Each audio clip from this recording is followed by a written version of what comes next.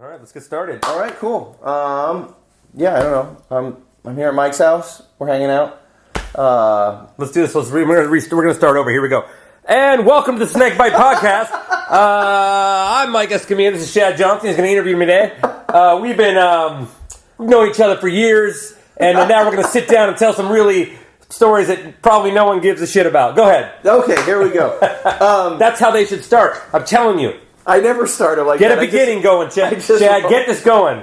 This is your future. Yeah, I'm making the big bucks.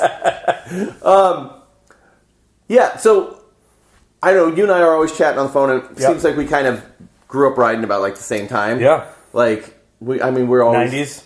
Yeah, 90s. Probably. Did you start in the 80s? No. I really started riding in about 6th grade. There was a little jump down the street around the corner at a church. So probably about 6th grade, I had a little GT Performer. And so it was the 80s, but probably wasn't until 90 until... Wait, maybe it wasn't... It was probably... Yeah, it's probably 90. Okay. Because I would have been in like 6th, 7th grade when I really started trying to ride. And you grew up in Fullerton? Or? Whittier and La Habra. Okay. So I actually lived in Whittier, but like it was literally one street in La Habra, so most of my time is spent in La Habra. But it's funny, you always see that picture of that Metallica dude doing that dirt jump. Yeah. That's my local dirt jump spot. Oh, really? So like that is where I learned how to dirt jump. The old bass player. Yeah, so he's going over what they call the berm jump. That's where I learned that was called the pit. Yeah. In Whittier. It was on 1st Avenue in Lambert. And that's where I learned every trick. Every jumping trick? Yeah. Is that spot still there? Is it no, there's a bar around it, and it's okay. like on the road tracks, but yeah. And it was on the way to school, so we rode an hour and a half before school and then rode for hours after we had a school. little spot we'd hit like that, too. On the way to school, yeah. We had a little wall ride spot we'd hit in this alley. Did you just have the bike and then get into BMX, or did you kind of... Well, I just... my first bike show I was in kindergarten. Yeah. And Mike Dominguez went to my school. He was in 8th grade. Oh, that's crazy. So Mike Dominguez and Eddie Fiola did a bike show when I was in kindergarten, and I remember just being like, this is sick. Yeah, that's epic. And then I learned how to ride bikes, like, right away. And I was riding bikes. I lived in Chino for a few years, and we had some dirt jumps back there. I mean, just like bumps. I was like first grade, just like the little like basically like a track. Yeah. You know? And then there was a ton of kids in my neighborhood, and they all rode bikes. Yeah. So I just started riding bikes with them. There was like 10 or 13 kids in my neighborhood, like within like 2 blocks. Oh, wow. That's it was sick. And they were all older, and I was a young kid. And then there was jumps on the way to school, so we just... You just go jumping on your I'd ride my bike to school, and then we'd jump, yeah. But by then, it was like Informer, and then I started racing, I had Interceptor, and then whatever I had. I had all sorts of whatever I could get, because I would crack them and break them back then, you know? And so whatever kid would pass me down, I had all sorts of ones, and then, once I got past about 7th grade, I was running when I started riding street. 7th, 8th grade is when I really started riding street. Yeah. Like... That was totally where... Grinding. when grinds were first starting and everything. So I was doing grinds, and then, that was like early 90s. Yeah, where you had your peg. I mean, let's put it this way. It must have been before that, because it must have been 8th grade, because I did my first real handrail, I think. I don't know if it wasn't my first one, but it was like... it was a legit 10-stair Our Lady of Guadalupe rail, first day of 10th grade. I feel like I know what rail that is. You have seen it for it. Steele's had a lot of photos where on he did is it like the square one where he would do the manual stuff after it? No, that's El Dorado. This is just a round one. I think I may have done it in some video, maybe. Yeah. I think I did do something Dirty Deeds in it, maybe. Okay. So I must have been doing rails early in the summer, but we did some in the sand. Yeah. That might have been my first ever real rail, though, I think. Okay, in 8th grade? Like, I think. No. It would have been I would have been 9th grade. Okay. Yeah. What were you I may have done I had a Dyno Slammer, Bashguard High Dyno Slammer. Nice. Yeah. Black one. That's perfect. Yeah. Were your pegs all V'd up too from having soft axles? But before that, I had bought a Haro Sport. The one I've seen the picture of with your fork super raked down? Yeah, and that's the inspiration for the Caveman. Okay. The color and obviously the frame style. It was the first bike I ever bought on my own. And then soon after that, I bought a Homeless Mac. Yeah. And cracked it in 17 places. 17 Every weld was cracked. Every weld. So if you were doing all that stuff, your crew was probably, you guys were kind of... There was no crew. I mean, I had the crew. I mean, there was by the time I got to high school, all the kids in the neighborhood kind of quit. Yeah. I just 7th and 8th grade, I rode with them. Yeah. And then I skated with all the skaters. So my my best friends, Paul Luna, was a pro skater at the time. Yeah, yeah. And it your was friends were like the Jeremy Ray brothers. Ray Yeah. brothers. So Ray brothers and like Jason Dill and Pat Chinita and all those dudes back in the day. That's why I would just go on trips with them. Yeah. Until probably sophomore-ish, maybe junior year. I had a Harl invert, I think, at the time, an old one. Yeah. And I'd met the guy at the bike shop. We went down to the Ditch Jumps, which is Brian Castillo's trails. Yeah, yeah. And I met Brian. Is that the ones by the freeway? It was like, it looked like it, but it's in a ditch. Okay. And I'd never seen anybody jump like he jumps. Like I never jumped doubles really. Yeah, yeah. And so then like it was my first time jumping doubles, and I was like trying everything. And Brian had never seen anybody other kid doing actual tricks either, you know. Yeah. And so we like hit it off. Then we went street riding. He ice picked a rail, like a forced air. He ice picked like the last inch of it, and I was just like, what is happening? And I was just in awe, you know. And then it might have been junior. It might have been junior year. I mean, a sophomore year. And Brian's, is he a little older than you? Brian's a year older than me, but he also lived 13 or 14 miles away. Yeah. And he had a copy of Head First, and he let me borrow it. I couldn't believe let some kid borrow it, you know? Yeah. And that changed my life.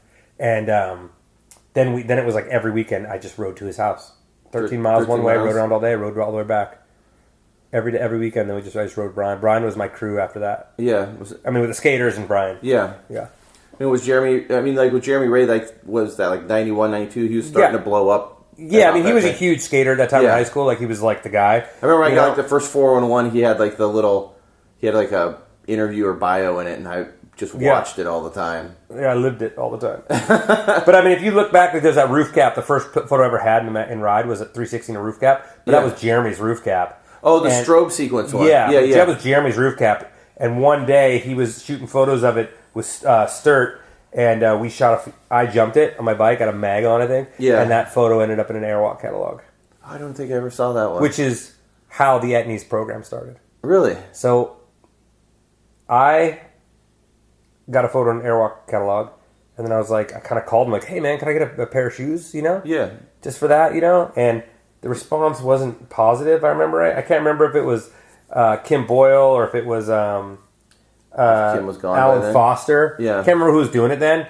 But I mean, I was a little kid. Why? They didn't know who you know what I mean? Like, you just wanted some like NTS 2s or something. No, I wanted NTS 2s or gym shoes. That's exactly right. And so that was like, would have been like maybe junior year or something. And so they never sent them. It took forever. It took them 6 months or 7 months to send me 3 pairs of shoes. Yeah. Which I was stoked. I just was like, maybe I'll try to get some shoes. You know, at that time, ran your photo. You wore 1 pair of shoes for the year. Yeah. You know what I mean? Yeah. Like, you weren't getting shoes. So you got a pair of Airwalks. And I grew up with like 4 brothers and sisters. So it's like, shoes were not coming, you know? Yeah. And then by that time, Paul Luna was getting stuff from Etnies, riding for Etnies. And he's like, why don't you just do something? So I made a sponsor me video. Yeah. And then, which had a dirt section, a street section, and a slam section. Do you still have this video? My brother has a copy. I got to get it. And then we had started filming some stuff for Dirty Deeds. So Dave gave me a couple clips from Dirty Deeds. I put at the end of the video, and I got on Etnies, and I sent it to Don Brown. Paul basically introduced me, and he's like, "Yeah, we'll give you some stuff." And then like end of '93. I'm sorry. Wait, let me think. No, beginning of '93. I was getting on Etnies, or end of '92 probably. Yeah. Probably end of '92, because my first shirt ever was like a Fila's ripoff Etnies shirt, and it was like that. Did you get some low cuts back in the day? Whatever they gave me. But that's why Etnies got into BMX, because of Airwalk taking forever to send me shoes. Botching it all. Because I was just so into Airwalk. Airwalk was everything to me. You know, I was like, dude, NTS 2s, sickest shoe ever. Oh, dude. And like, so then when that happened, I thought they were just going to be like, yeah, of course, kid, man, he has a couple pair of shoes, you know, you're stoked. Because I think like that's how I would have been now. Yeah. In the full page in the catalog, you know? And that's how Etnies has started. Oh, that's crazy. Yeah. I want to talk about Dirty Deeds and like the whole thing to that, but I kind of want to just like talk a little more about just like some of just the way you, because we have both talked about like like Bashgar bikes and just like just destroying bikes back in the day. It used to be very terrible. But just like the perceived, like the perception of like these bikes, like they just seemed like little road warrior bikes back in the day, and you thought they could take everything, but you just didn't know. Destroy. I mean, we used to like. I mean, the bikes in the '80s, which I was before my time. Yeah. But those were like Kmart bikes. Yeah. Legitimately Kmart bikes. When you see a dude doing you see these old photos of like Carlo Griggs or Matt doing these huge airs, and you're like, that's on a Kmart bike. Or Dominguez on like some Diamondback. Totally. Like, that is a Kmart bike. Legitimately. Our bikes were like, they were strong, but they twisted, they cracked all the time. But forks were dangerous. I would bend 20 pairs of forks a year. Oh, I broke. You'd bend them back, and then you do it, you wouldn't think about it, and then all of a sudden they'd shear off, and you get lucky you didn't die. I was riding home from school, like school just finished. End of the year, you're like riding home all fast, just excited. There's no school. I remember, you have those curb jumps you'd hit in your neighborhood. Yeah.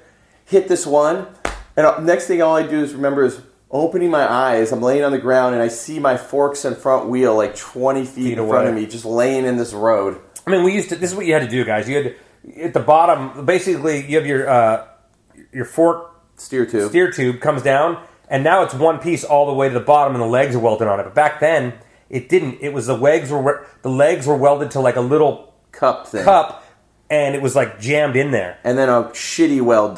Yeah, and so it was just shafted stem. Basically a shafted fork. And so what we would do is we would take other pieces of pipe and pound them up the bottom over that.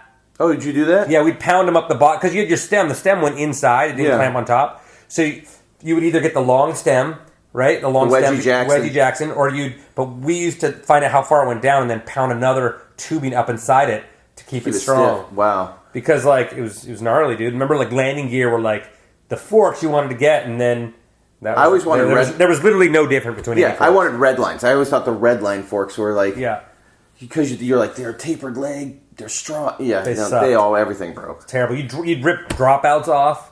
I'd have JB welded dropouts on. Oh, yeah. I just remember all the time my pegs would be V'd up and you'd be smashing them on ledges because you didn't have oversized axles. You didn't even have heat-treated axles. You'd rip axles. When you start grinding in high school, especially when Standard started giving me stuff like axles, you would destroy axles like once a week. Yeah, or more. Because you would bend them and then they would just snap off or the threads would just rip out. When the Standard axles came out, it was like a game changer. Oh, yeah, because you're like, I can ride this axle for a month without my peg bending. And then it would just break and you were like, oh. Dude, think about it before when you used to screw your pegs on. And that's why I learned switch grinds, because my peg wouldn't come loose. So I'm like, if I grind opposite, it's going to keep tightening. We used to make, in metal shop in high school, we'd make pegs. Yeah. Because it was just Standard had those pegs at the time, Yeah. And we would just weld the washers on them, and they would break all the time. You do the welded washers, get the wire feed welder, and just have some bubble gum weld. Well, I was a good welder, so we would I'd fit them in there. So no, I just had some. That was the only job I really ever had as a welder.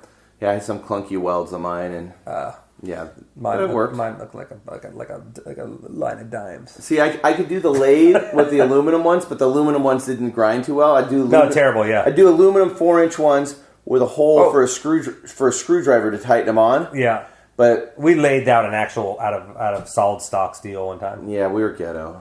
I was out in the country. So where are we at? We went to Dirty Deeds, you said? Yeah. Well, so. How did you meet Perrick and then to get lined up for that? So I think the first time I met Perrick was at Sheep Hills. Okay, so you were already going out to Sheep once. Oh yeah, me and Brian would ride 26 miles each way.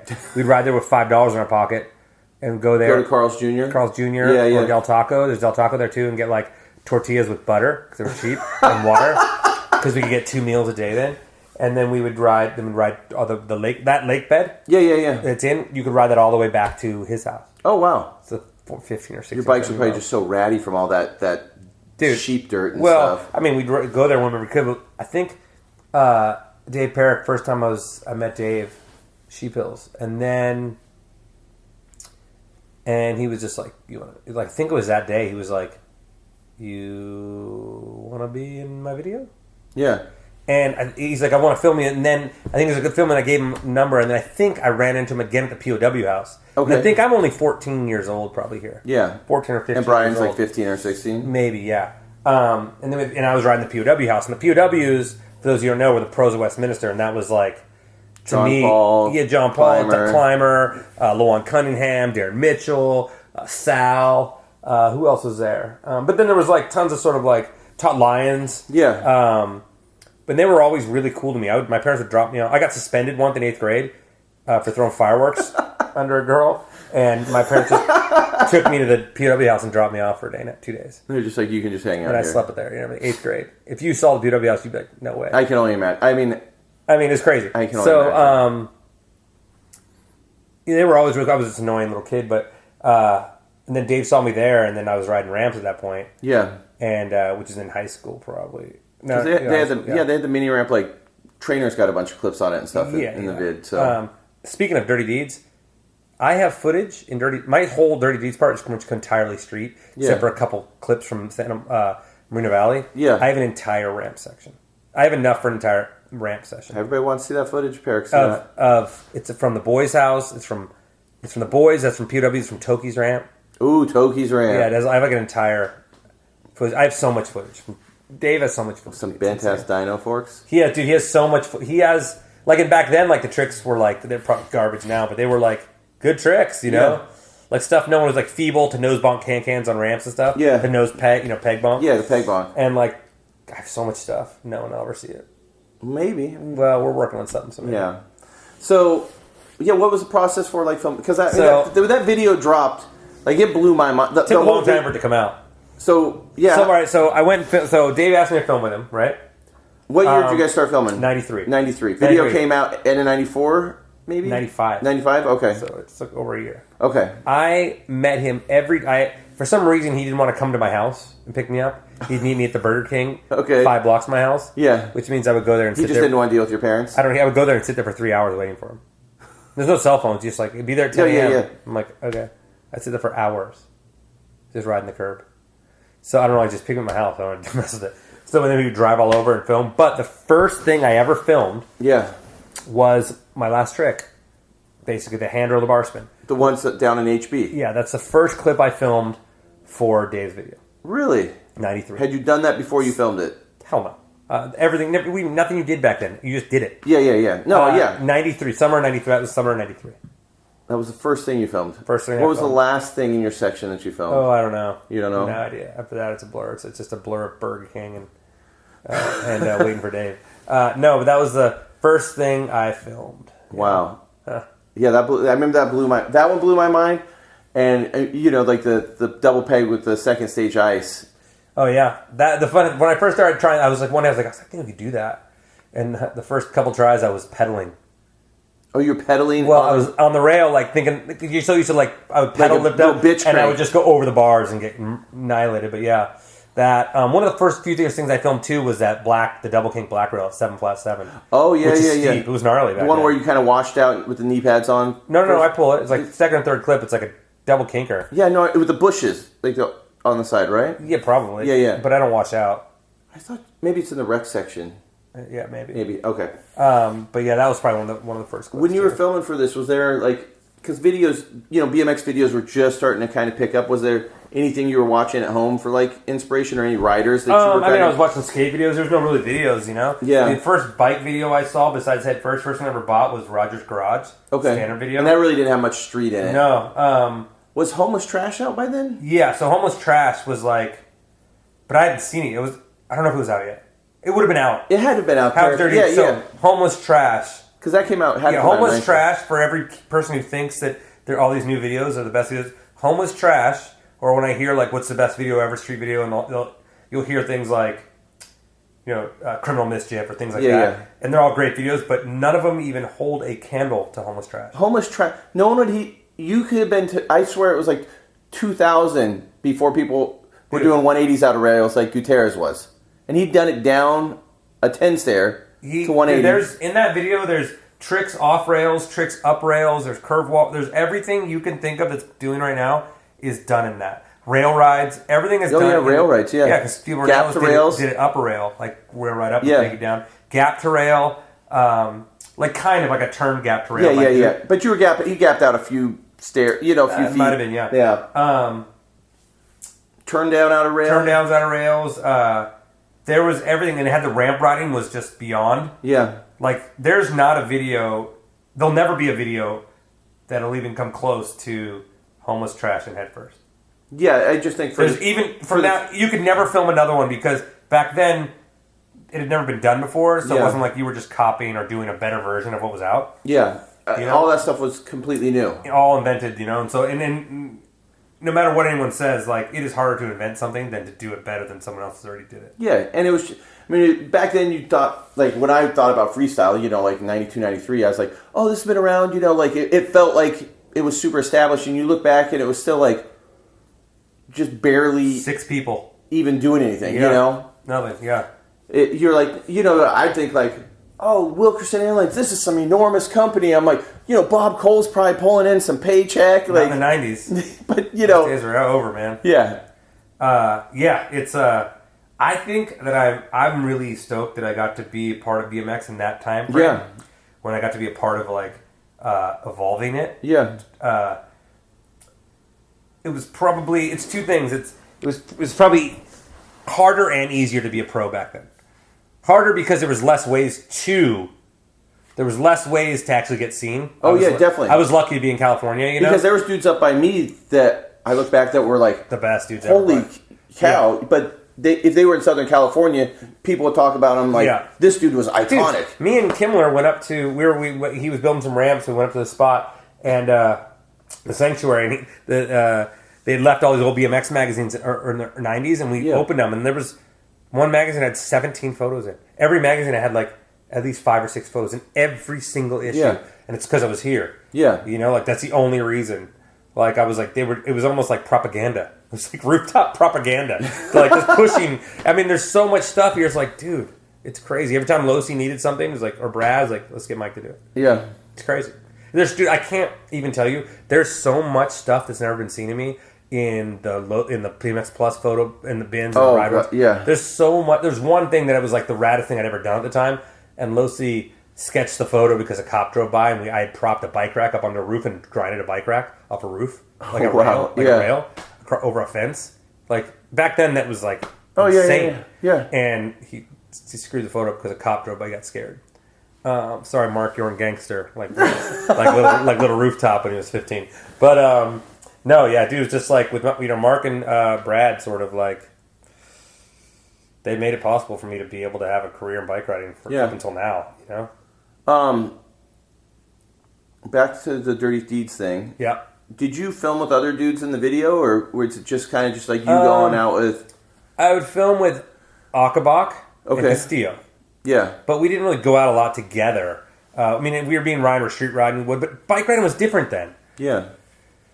So, nowadays, it's pretty weird. I feel like people just go to spots, and they ride spots. Yeah, yeah. Back then, you just rode your bike. You just rode around. So, I had like a route in my city, and Castillo had a route in his city. And we'd go there, and we would just ride the route and hit the spots all the way down the street.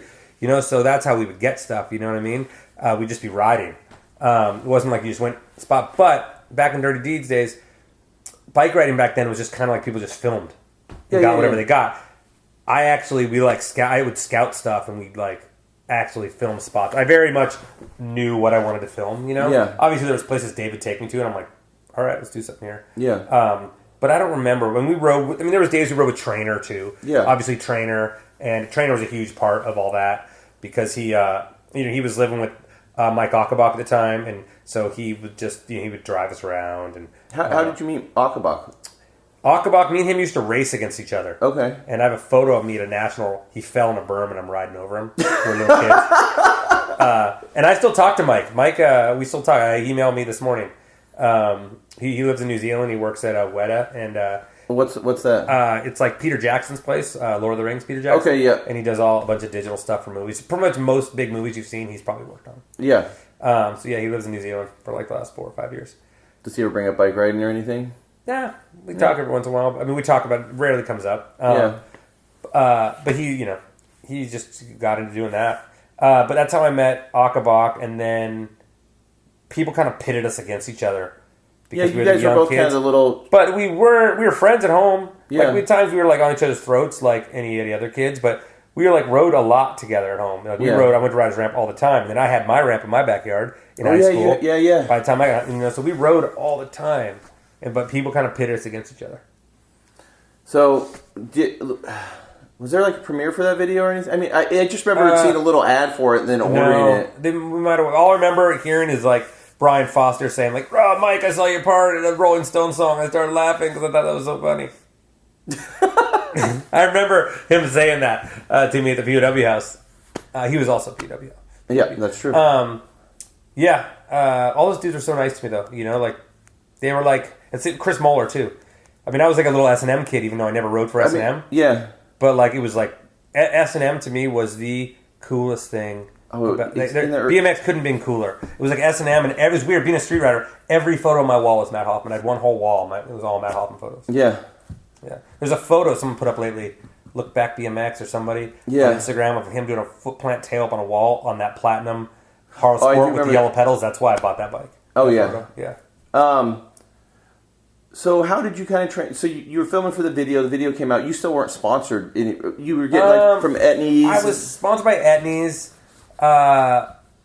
already because there was Marina Valley footage in it. So the video isn't out yet because obviously that's in it. That was in '94. Sponsored by Etnies. I think at that point, I was riding for Family Bikes.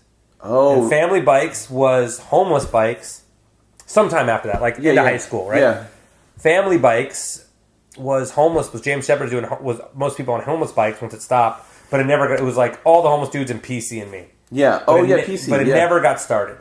So that would have been in '94. Okay. Right? I was riding and then I started riding for Wilkerson Airlines. At the 95. No, before that. Really? At the end of '94, he asked me to ride for him, and I was a little kid, you know what I mean? And I thought it was Marina Valley next year. Okay. So I got a stem and bars from him, and never got a frame.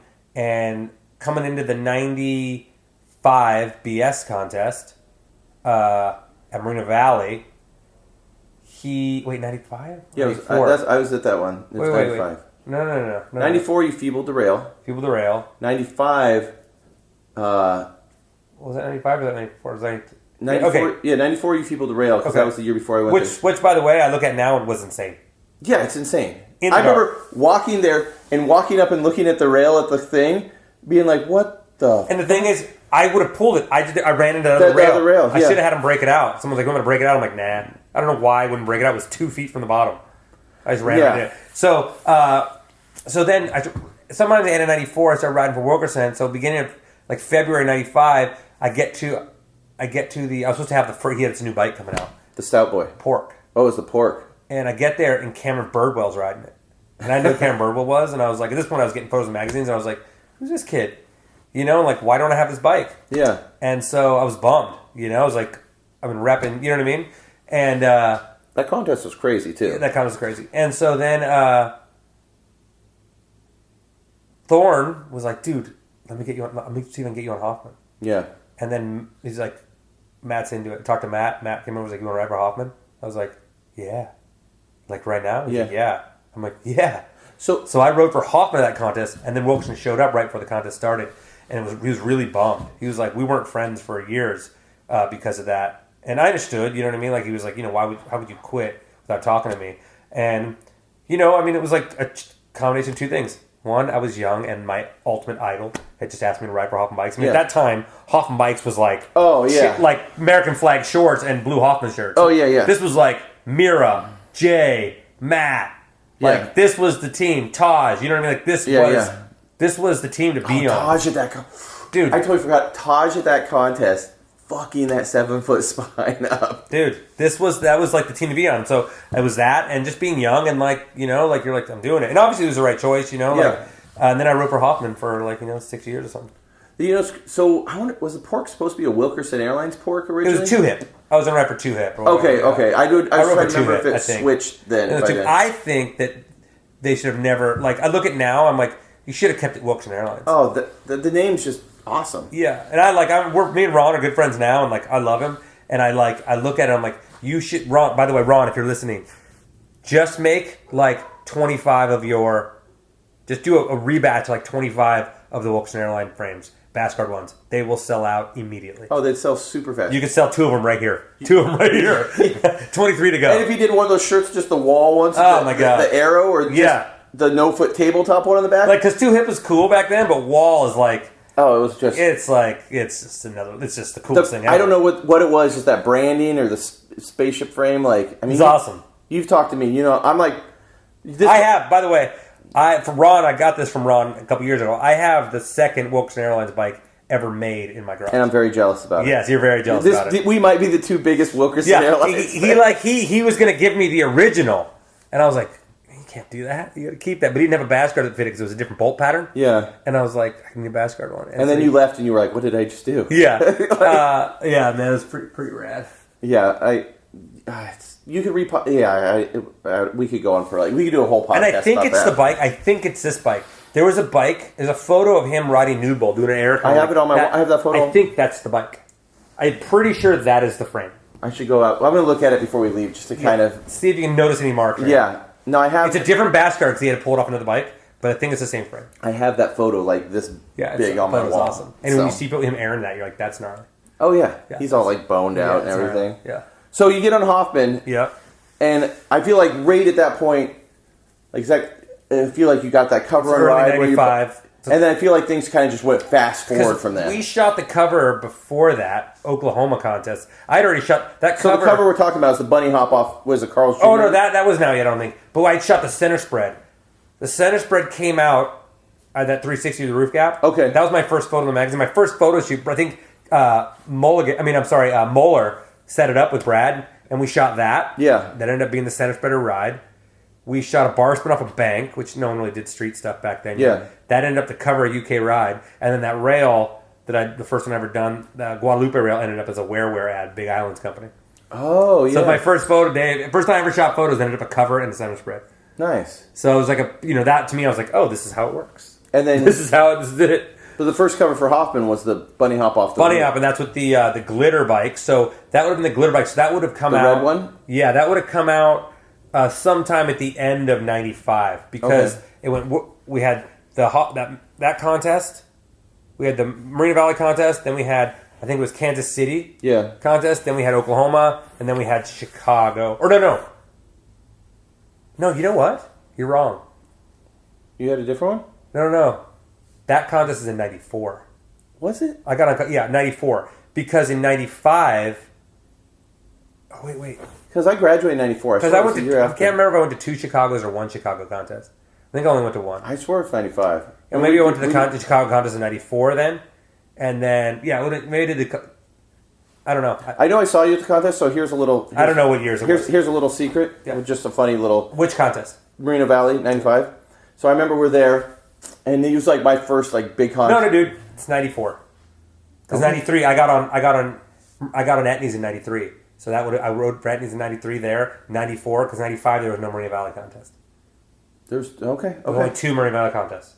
Yeah, there was only 2. Yeah, '93, '94, '95 didn't have the second one, a bunch of Canadians came down. We came down, Asada was there and stuff. But I just remember I saw you in Taco Bell, and I was told my friend, I'm like, that's Rooftop. Little kid. I just remember you had braces, and you were there with your girlfriend eating tacos, and I was we were tripping because we just seen the video. There it is. And you're look at this nerd. I was just because it was my first time driving to Cali for I was super Timmy mode. My whole thing was I was entering beginner and I was going to try to do a front flip. That was my whole tunnel vision. I'm the weird thing is I feel like that is still your same goal every time I talk to you. To do a front flip? You're going to enter beginner and do a front flip. No, I remember I wrecked on it and then all my friends threw my bike off the ramp. It was it was a mess, but gonna do a front flip. Yeah, I could almost do it. I'd almost landed them then. There was really no good spot for it. Then I had to roll in off that 7 foot and then do where the pop out spot was on the mini ramp hip. It was a mess. Oh yeah. It was a mess. Yeah. So you want to talk about some of the Hoffman days? I mean, I feel that's So Hoffman started. I did all those last BS series with them. Yeah. You had that interview with a bunch of photos from your yard. Okay. Oh, yeah. Oh, yeah, so I had an interview. Yeah, I had an interview. That was on Hoffman, and that was that was early. Yeah, that was early. And then soon after that, I tore my shoulder senior year. And speaking of, let's back up a second. It was really cool. Freshman year, I broke my leg, my tib and fib on a trampoline. I was holding a hula hoop, trying to jump rope with the hula hoop while doing backflips, and I hit my shin on the side and broke it, and I called Hoffman Bikes. Yeah. I was like, hey, I was wondering if I could talk to Matt. I just broke my leg. I don't know how to deal with it. And Matt sat and talked to me for an hour. Oh, wow. Yeah, pretty rad. He probably doesn't know that, but Just some kid, just talking on the phone. So anyway, so just, that was before you were even on then. Yeah, it's like I was a freshman in high school. I was 13 or something. And he just took time out of his day and just chatted with you about it. That's sick. Yeah, and he would have only been like 20 years old at the time or something. 19, 18, 19 years old. So then I tore my shoulder, and then my first contest back was Oklahoma BS 95. Yeah. There was 13 pros, 9 American pros and 4 European pros. Okay. I got 9th, I think. I did the 2 tricks I wanted to do. At the Oklahoma one? Yeah, I tried to flip fakey that channel. Oh, yep. And I Canadianed the edge of the spine. There was a spine and a ramp that went up next to it. Oh, where you could hip into it. Yeah, so I Canadian nose picked that. Or nose picked or whatever. So I did that, and then my next contest was... and I rode pro. Yeah. I rode pro, my first pro contest. So I rode pro there. I got 9th. Sato won. Oh, that's one where... Didn't Asato win AM and then turn pro? Probably. I think that's when Asato was AM, and then won that, and then won pro right afterwards. So then the next one we drove, me, Trainer, and Pova, and Jason Davies and Trainer, maybe, drove from California to Fort Lauderdale, Florida for the not Fort Lauderdale, where was the 9 Bowl? Where was that? Dakota, Daytona Beach. Okay, Daytona Beach, and there was 3 contests, a bowl contest and a street contest. That's the one where you smacked your head doing the... I got 2nd in bowls and 3rd in street. Asato got 1st in bowl? No, maybe Nolly. Oh, maybe. Yeah. But I remember at the end of the third, the Hoffman bike contest in Oklahoma, Dennis goes, "Man, I think it was too early for you to turn pro." Really? Dennis McCoy said that to me. And that stuck in my head, right? Yeah. And then, I was 17, right? Yeah. Maybe I just turned 18. I don't remember. And then in Florida, I got 2nd and 3rd, and I beat him. And he was like, he came and goes, "Dude, I take that back. You totally deserve to be here." Oh, wow. And that was it for me. In my head, I was like, that's about as big as validation you can get, you know? Yeah.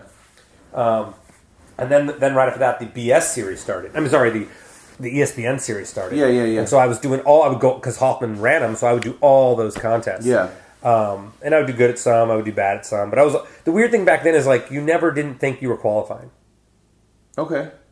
I don't know what it is. You never, now if I enter a contest, I'm like, I don't know if we're going to qualify. Yeah. Hoping you don't. But back then, it was it just never occurred. It was always top 5, top 6, you know what I mean? Yeah. So it never occurred to me. You just rode, which is the better way to go about a contest. You can get it done, you know? But then there was Seal Beach contest. I don't know which one came first, Seal Beach or the Florida contest. Yeah. So the Florida contest, I decided that I wasn't going to jump the box. I was like, this is a street contest. I'm not jumping the box. So I rode all the decks. They had those crazy rails. Those decks, and I was doing backwards rails, and I was doing decks into, you know what I mean? I was doing deck to deck, bunny hop stuff, and just using the course. And it was pretty much, if I can remember right, the first time that even I had ridden a course like that. It's not there wasn't courses. Oh, there, yeah. So, but I was like, you know what? I'm going to ride this the way I want to ride this, you know? And that was a big deal because I qualified. I want to say I qualified first or second. Yeah. Maybe in that contest. Above Miron, Miron and Mir, everyone, you know?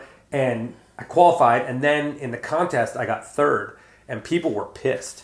Legitimately, Nyquist, I remember Ryan was he was the next dude, you know? At that point, he was Nyquist didn't even qualify. He was it was heartbreaking for him, you know? Yeah. Mira got 10th at that contest. Oh, yeah. Miron beat me in the finals. But somebody else too, because I got 3rd. But I remember that was the first contest that was the end of my contest runs because I didn't like going to contests. I didn't care about them, and the only point was to get on TV. So for Matt, and I was in 3rd place, and they showed one run for me in 3rd place, and all of Dave Mira's runs in 10th place. Really? And I was like, "What's the point of coming?" Yeah, other than maybe getting. And then in Seal Beach, it happened again at 3rd place again, and that's the same thing that happened. I grinded the wall and did all these huge wall rides, and they showed footage of Chad Kagi flying out to his butt on it. Sorry, Chad, should have gone faster. And you know what I mean? That was I just wasn't their guy. You know what I mean? Yeah, they picked their sort of all American kids. You know, they got Nyquist with a goatee. You know what I mean? Yeah. It's they picked their sort of all American characters to put, and I was just I'm over it. That's it. I'm done. And I just kind of then after that, like, contest didn't matter. I was like, I'll just go and do the one trick that, like, no one can do. I feel like right about that time, you know, when we would look at magazines, videos, like, it almost felt like you'd had so much coverage, and it kind of just like, I just started disappearing. Yeah, it totally felt like you did, like, and I remember being bummed because, like, you know, back then I rode street all the time. You know, I was always trying to be like, I need to see the next stuff. You know, what's coming out, and like it felt like you fell off the map. And maybe I didn't see much of you until like the MTV Sports and Music Festival. Like, like I just was busy. Not busy, but I was just riding my bike. You know. Yeah. It's like so much of it, like all the time. You know. You weren't burnt out or anything. I don't know. I was riding. Yeah. I just was like. You know, it's like, how many times can you shoot photos all the time? You know, it's like, you just want to ride your bike. It always has to be a production. That's the thing that's kind of sad about bike riding today, I feel like, is that I may have this totally wrong because things have changed and times have changed and people have changed, but I feel like no one just goes and rides their bikes. Yeah, it just goes cruising. Everyone's always trying to, like, make content to prove to everyone that they were out getting rad. Yeah. So I remember a few years ago, me and Jason Enns went on a trip up to the Dew Tour he was judging. So we drove up and we... Oh, the one in Portland. Yeah. So we drove up and, like, we were hitting spots, DIY spots, and skate parks all the way. And Corey Martinez, we saw Corey up there, and he goes, dude, I can't wait to see your guys' footage, you know? It's going to be sick. And then, like, we realized we hadn't shot one clip. Yeah. And, like, he's like, what do you mean you haven't shot one clip? And I'm just like, it was like that sort of like a wake. It's like the camera just gets in the way. Yeah, just when you're just trying to chill. You just want to ride your bike. It doesn't, you know what I mean? Like, it's always trying to document everything. It's like, bro, I just want to ride my bike. You know, like, we shoot photos, but a lot of times we shoot photos now, it's like, shoot it and be done. Yeah. I just was like, I don't know. It was that, and I was working on other things. You know, we had a lot of projects going on, and I always was kind of different anyways. Yeah. So, I had, like, I kind of lived in the skater world. Yeah. So, like, I'd be at Etnies and watching the skaters do these things, and I was like, why aren't we doing that? Yeah. You know what I mean? And, like, bike riders at that point didn't want to hear that. They didn't even want to think. You know what I mean? Like, bike riding's this weird sport back then. It was like, you have to be so hardcore. You have to be poor. You have to live on floors. You can't do anything but ride bikes. And you can't think or be into anything else. No, I've talked about this before where I think in the late 90s, as much as it's... Now when you look back, so many people romanticize about the late 90s BMX, which there were so many great things. It's terrible. But at the same time, and I'm guilty of it too, how hardcore BMX presented itself and the rules that were laid down. I think, there were rules. Yeah. Rules written by some very popular people in BMX that are dicks. Yeah. They were not nice to a lot of people. The rules, I think, have crippled... It put a crippling effect on BMX into the future. Like, here's one of my harebrained things.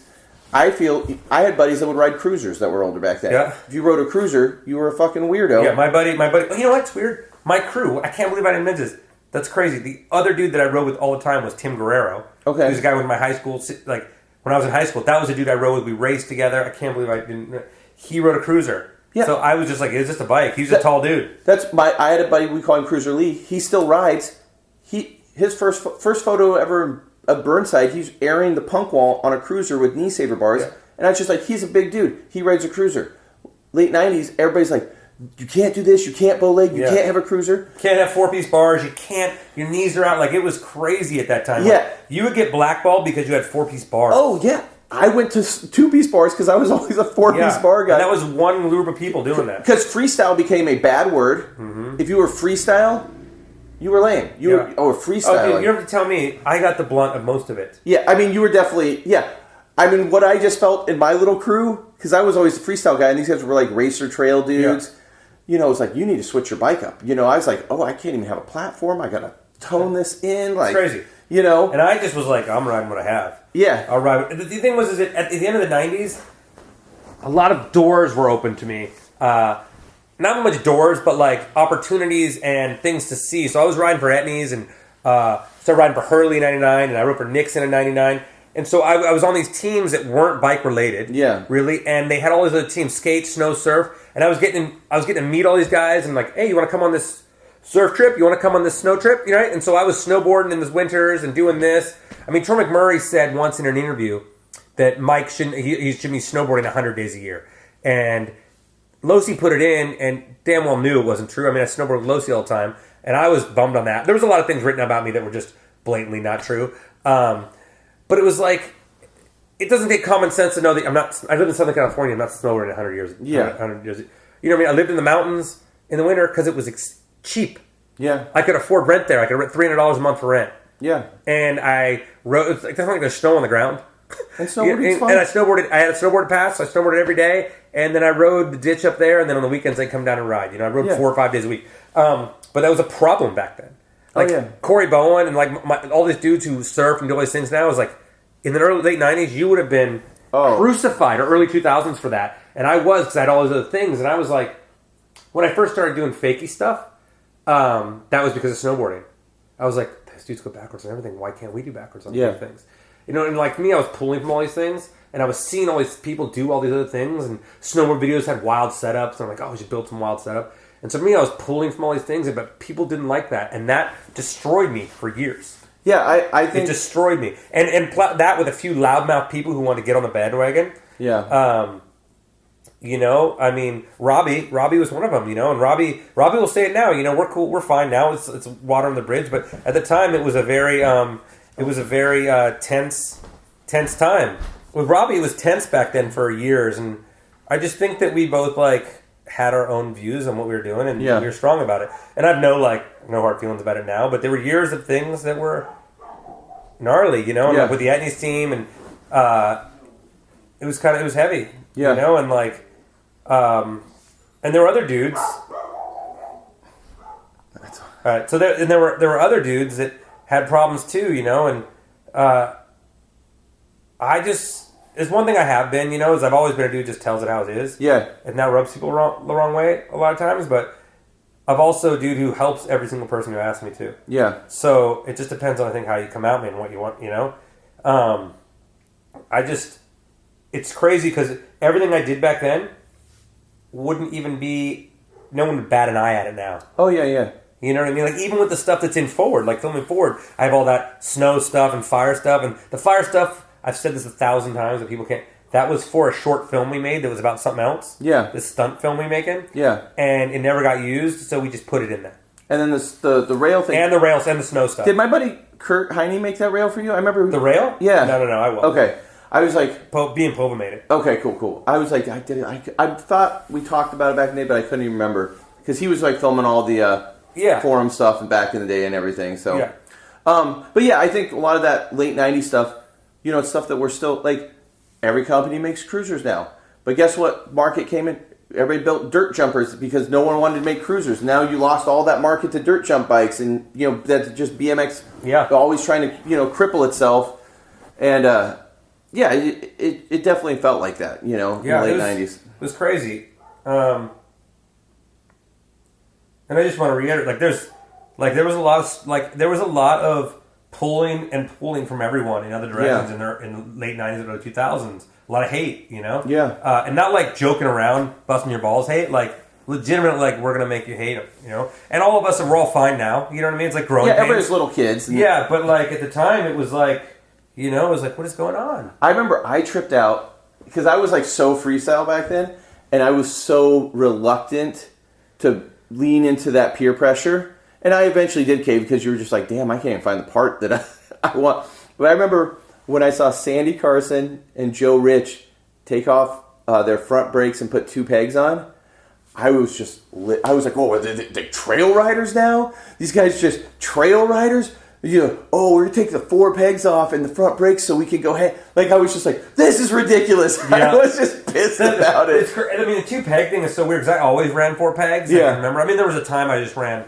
right side, but I was like, I remember Van Homan saying to me on one of the, he was like, why would you ride 4 pegs? I was like, so you could do stuff switch. He was like, why would you want to do that? And I'm like, what are you talking about?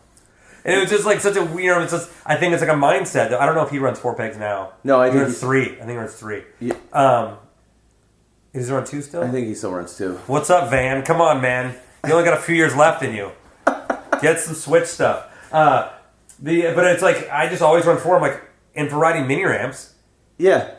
How do you ride a mini ramp without another set of pegs? I just always liked... because I don't want to do airs. That's a weird thing. Mini ramps used to be, you do tricks and lip tricks and grinds, and then it turned into mini ramps are just like dudes who were too scared to be vert riders now have been doing tricks on it. So I'm like, I don't want to just do an opposite air. I want to like switch grind air and like over grinds and all these things. So for me, I was like, I'm never taking that stuff off.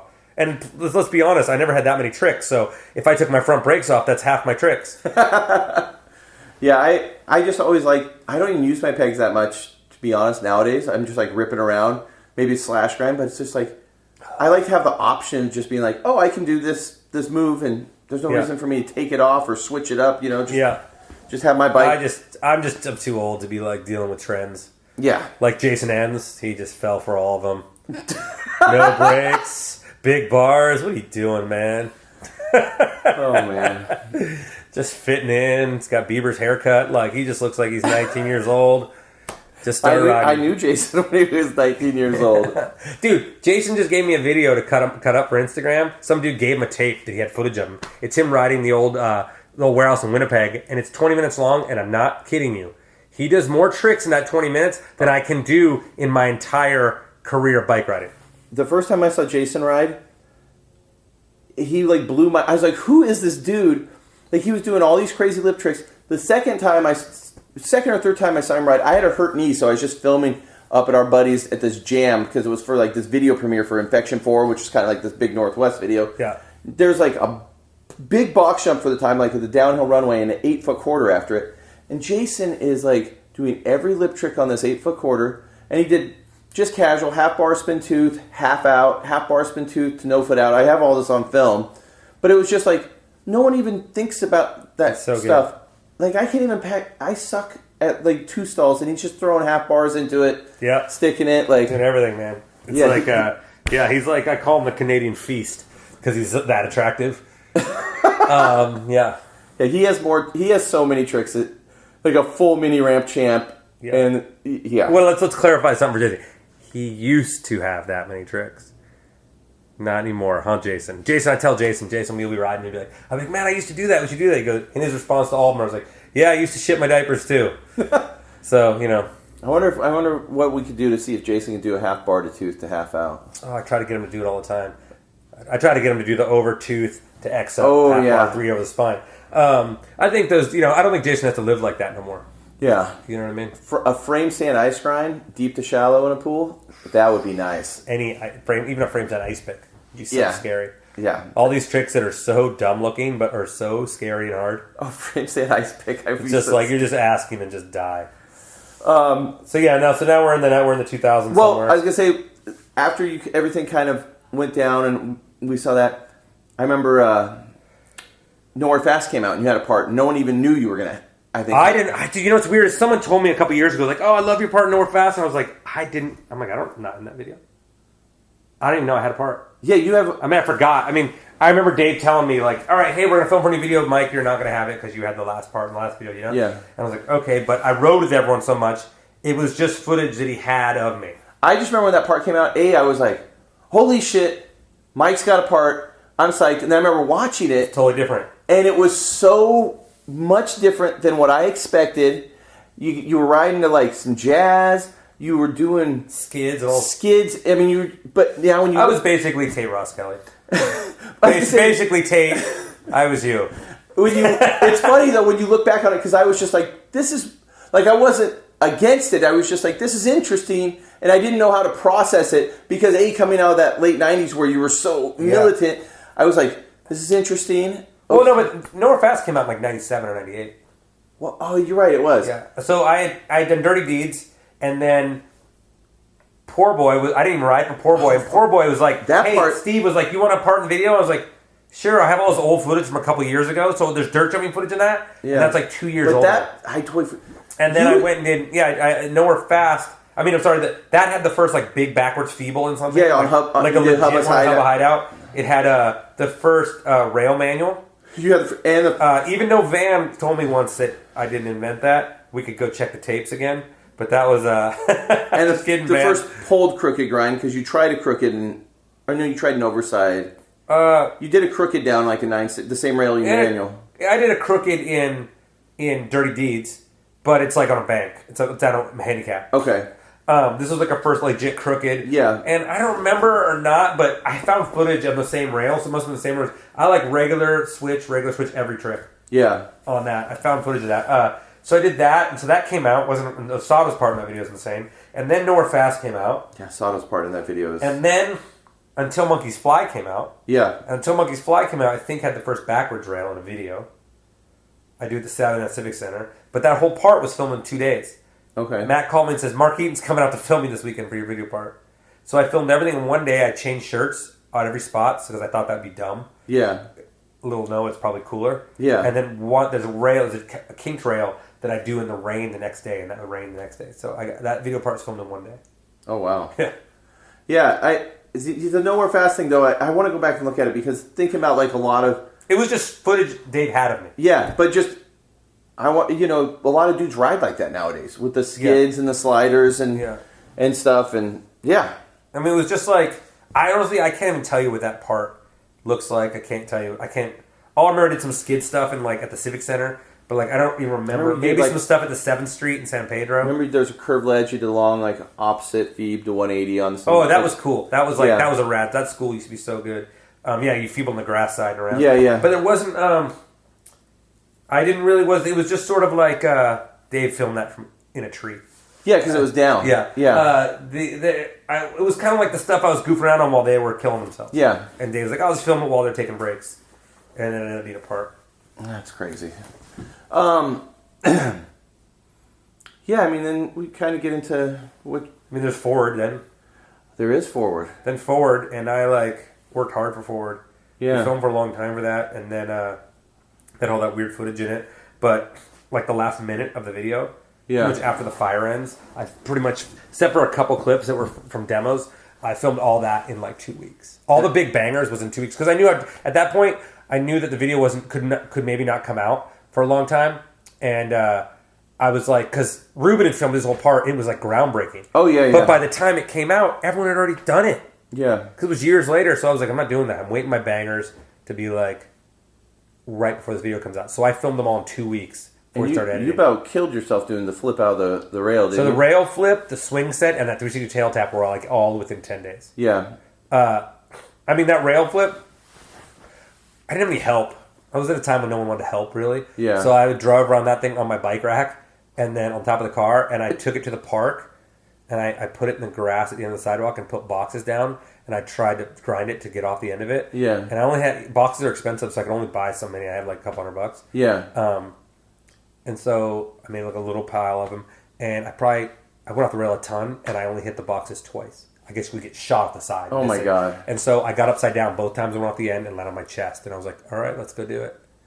And then that ditch you did. We took it to the ditch because I knew people were going to have a problem. Like you said, that time everyone was hating everything. Yeah. So I knew people were going to have a problem that I built this rail, and so I was like, I'm going to make it so no one can say anything, and someone can't do it tomorrow. I mean, look, someone just did it. It took that long. Yeah. Yeah. So so I put it in a ditch and I got killed. There's probably 50 or 60 tries of me just going off and injecting down that thing. How'd your bike was probably just trashed? Everything was trashed, but then I landed on my knuckles. On my chest once and grinded my knuckles. I think that one's in the video, isn't it? Nope, it might be. I don't know. Maybe in the slam section. Yeah. And then I had to wear gloves because I don't wear gloves because that's an East Coast thing, Because gloves are ridiculous if you live in Southern California. And so I have gloves on in that photo because there's so much blood all over my grips. Wow. So, but yeah, that and did the swing set grind go pretty easy? It took a lot of tries. It was harder than I thought because everyone's like, "Oh, you got a ramp board." I'm like, "It's the kicker's a foot tall, calm down." Yeah. And at that time, no one was really doing big up stuff, And it was just the kink was so harsh. You had to pedal so fast at it. I mean, I'm sure someone now could do it. Yeah. Back then, I could have never done it. But also that ground, it was that weird foam. So when you try to bunny up off it, too, you kind of lose a pop. I didn't know it was the foam. So if you look at the photo sequence of it, you see when I come down to the endo to the ground, when I come off it, my wheel looks like my tire goes flat, but it's going into the foam. So when you try to bunny up on that, it didn't really... You just lose your pop. Yeah, but it was the curve was up and over, but it was also this. Yeah, it was. Yeah, it was like a bowl corner, and so it was actually you got ejected a few times. They had a line of 20 kids just watching. They probably freaked out. Yeah, there's little kids waiting to use a swing set. But it probably took 20 or 30 tries. But I mean, you're pedaling as fast as you can into it. Yeah, over this grass hill and then into it. Yeah. Yeah. But yeah, I was stoked. I was stoked on that part. Everyone had that was the part that sort of set everything apart, where people like weren't into me because all that weird stuff. Did you get a lot of weird feedback on it? Oh yeah. People like I didn't even go to the premiere because there was so much hate. There was pretty big dudes that like stood up and yelled stuff at my part. Yeah. Really? Yeah. And then I remember Edwin. Someone told me Edwin stood up and was like, "Shut the f up," to everyone, which is pretty rad. But it like, it's one of those things where like, I was the guy to hate for that little while. Yeah. You know what I mean? And like, it was just because I was doing my own thing. I didn't care what anybody else was doing. I was like, I'm snowboarding this weekend.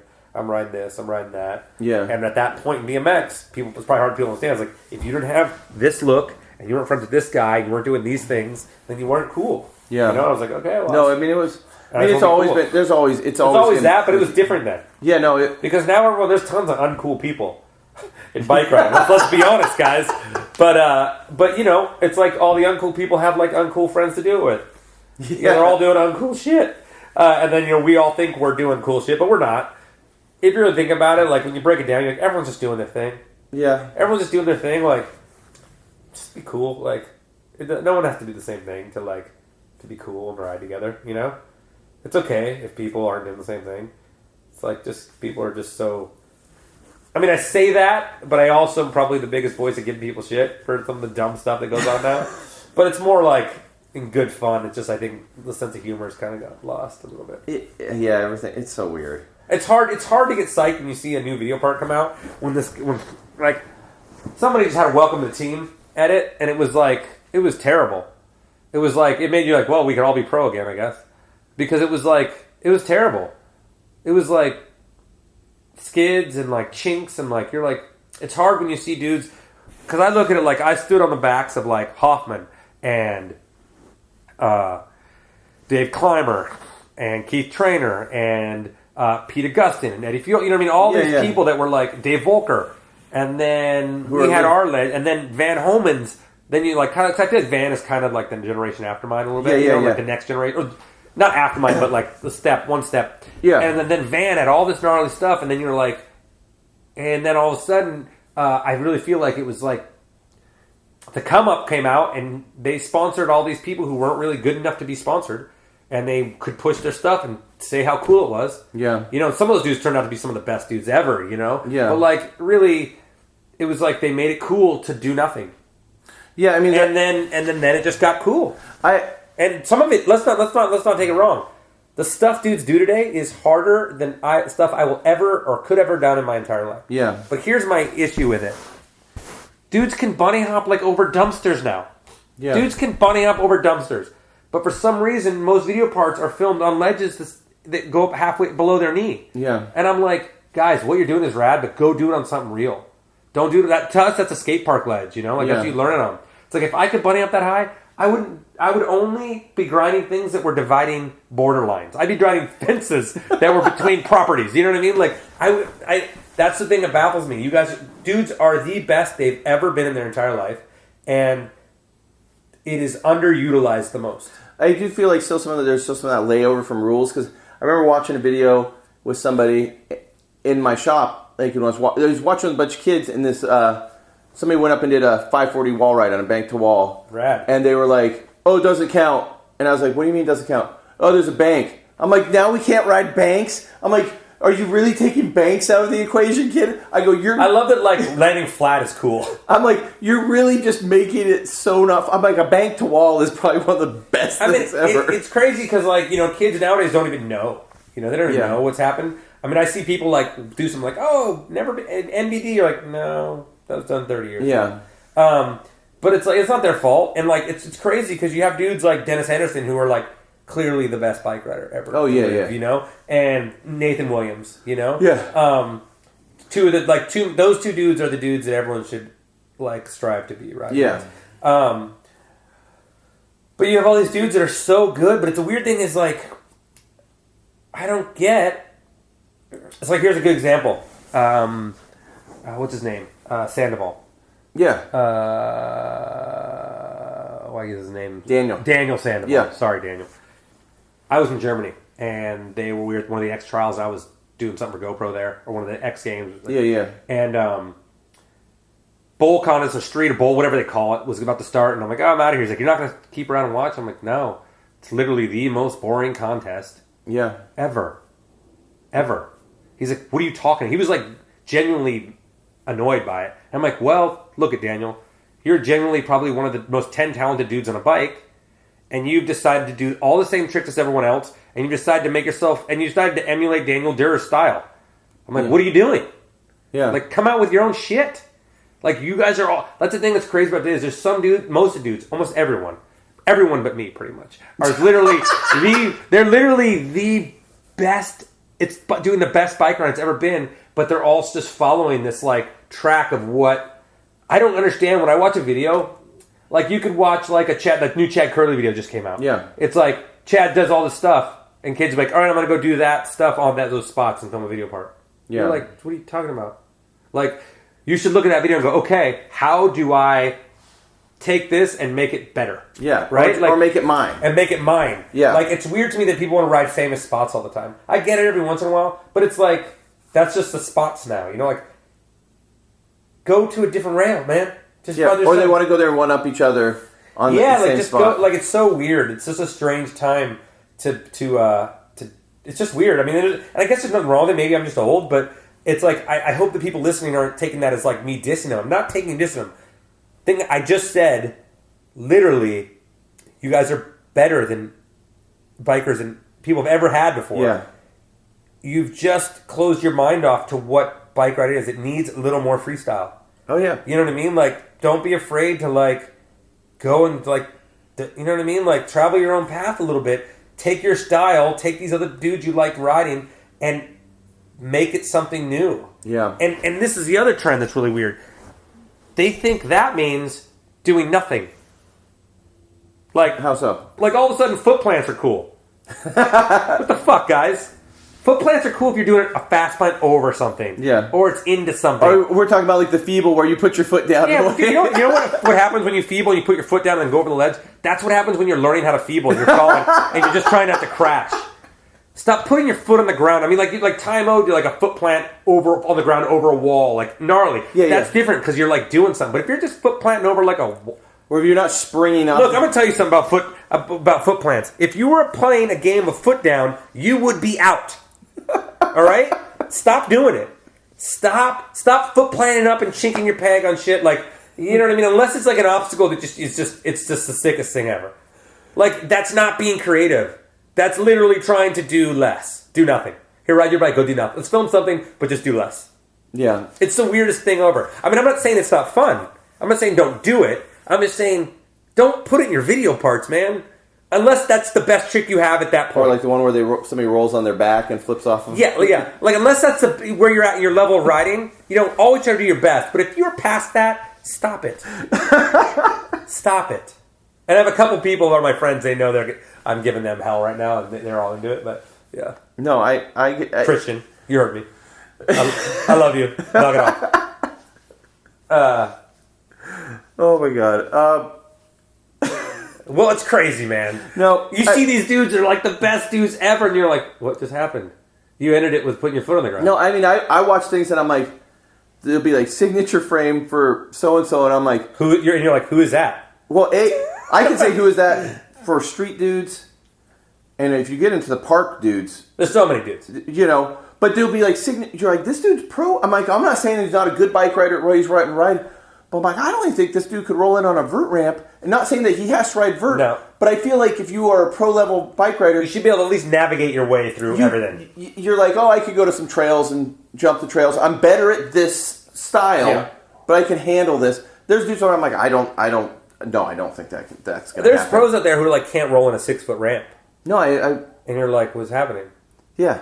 You know, like, you don't have to do everything, but like, how did you... It's not like why are you pro? How it's did like, you miss that learning process? How did you never go to a 6-foot? Yeah. In this day and age, there's a skate park in every corner. It just, but you know, and that's not a diss. It's just like, it's strange. It's confusing. It's confusing. Like, how did you get there? And it's like, do you think it's not fun? Because it's really fun. Everything is fun. Yeah. That's what I'm saying. Like, I'm sure, like, riding these little ledges, it's not for me, but it's riding bikes. And if you're into it, it's fun. I get that. Yeah. It's fun. I just find it strange that, like, when you have the top pros, I got you're doing stuff, but it's time to film a video part. step it up. Yeah. Let's see it. You know what I mean? Like, every time I film a video part, I'm like, I'm going to film a video part that I could spend time on, you know? Like, that I can't reproduce, that someone can't go and reproduce right away. Yeah. Like, that was always my goal. Or something that I don't ever want to do again. Yeah. Even that last one I did. Like the United one? Yeah, I mean, like, the last two were United ones, but even then I was like... I mean, the caveman frame one, you beat the shit out of yourself. Yeah, we filmed that in 17 days, over 3 months. Because you had to do a movie or something, right? Well, I was busy, but it was raining a ton in California. And so we had like a little bit, and we were trying to get the frame out. Yeah. So we were on a deadline. It was kind of a last minute. It was really going to be a frame promo, and then I was like, you know what, I'm just going to do a real one. Yeah. There's all these spots I've been looking at. And I hadn't put a video part out for like 6 or 7 years. What was the one before that? United one. Okay, yeah. United, Welcome to the Team, kind of. You know, yeah. With the S-rail. Yeah. And so that, I was like, yeah, I killed myself. I didn't get everything I wanted, which is the bummer, but I was happy. I mean, yeah. In my head, I had let filming go a long time ago. Yeah. I just film for fun, you know? I mean, we film stuff all the time, but it's never like... I mean, you're always filming the pool stuff. Yeah, but we're never like, this is it, you know what I mean? Yeah. But yeah, I don't get this, like... I mean, there's like... When it comes to some of the... Hold on, I got one more beef about edits. Hit me with it. This is a crazy one that I don't get, because I would love for someone to explain this to me in the comments below. Okay. What is the deal with the music in videos now? They're all like this slow, sort of like this really always slow music, and I feel like I know there's music rights things, but that's fine. I get it. I mean, put it on Vimeo.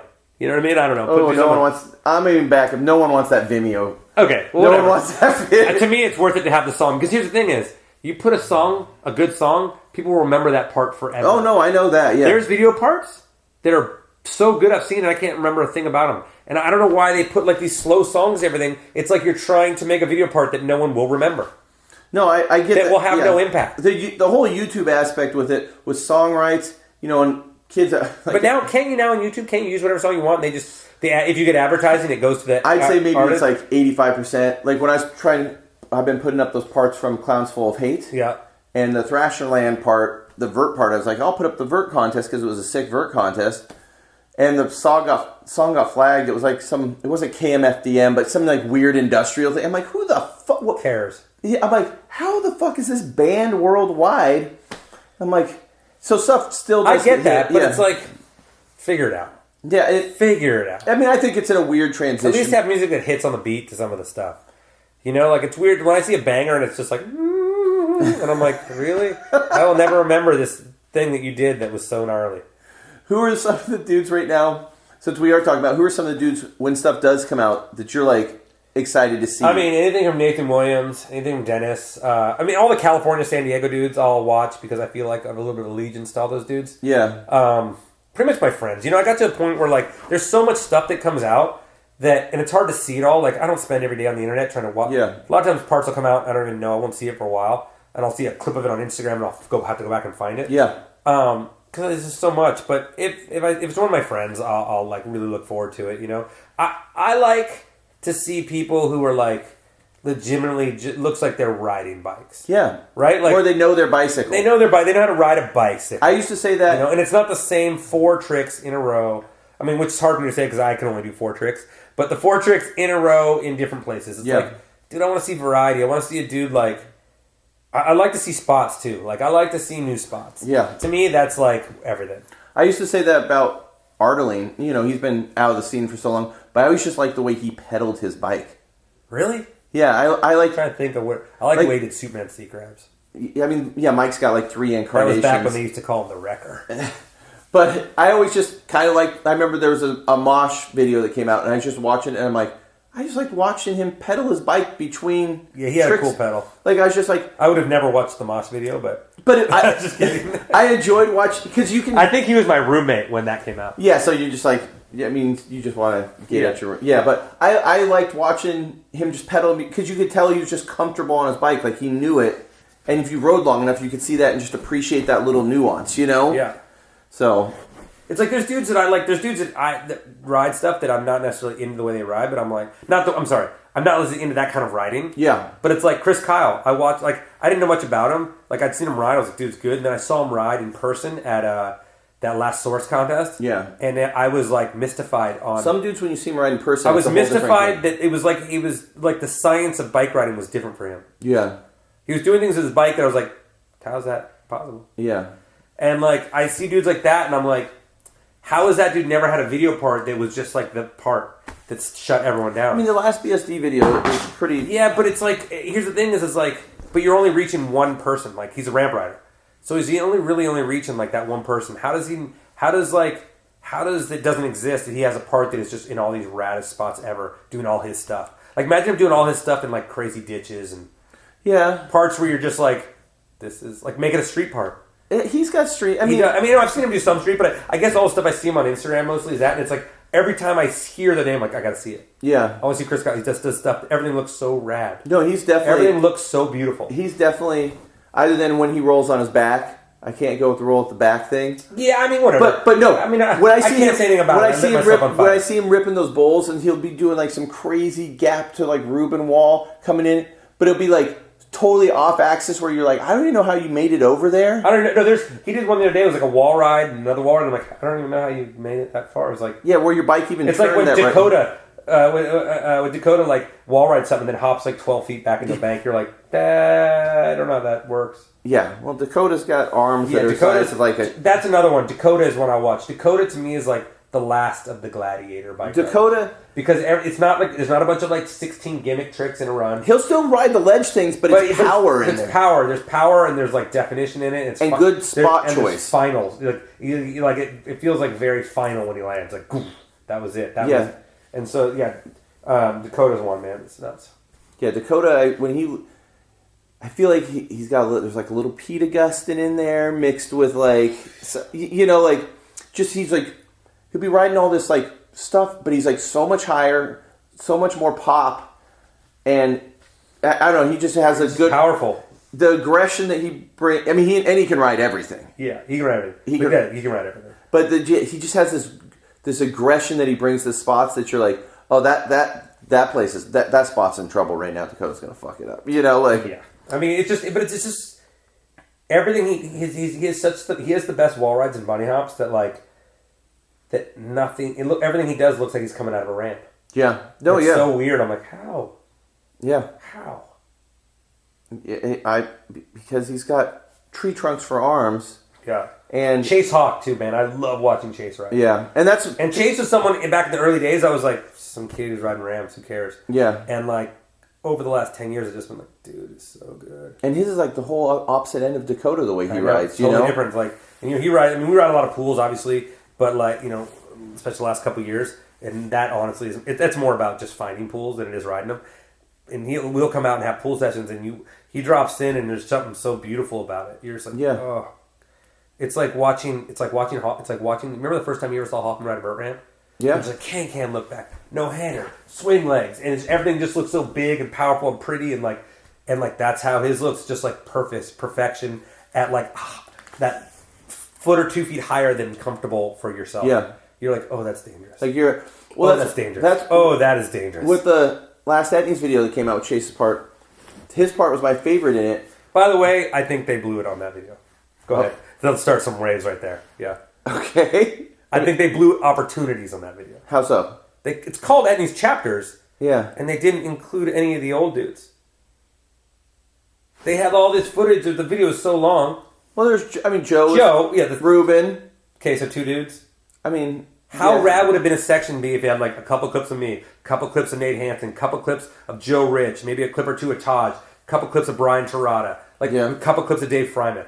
Even if it's in the DVD extras, it's called Chapters. How rad would it have been? I'm not saying a full part, but you could have had a 2-minute part all of 2 clips in it. It would have minds would have been blown. Yeah, I think so. See that. And there's a couple things where I think, and maybe it's just because like Chase's part, which is insane, but like to me his banger's in the middle of this part. Which one do you think his banger is? That banger is that 360 thing he does in the pool. He goes over like... Oh, yeah, like the thing Reuben did in that ditch, kind of, but he did it in the pool. That's insane. Yeah.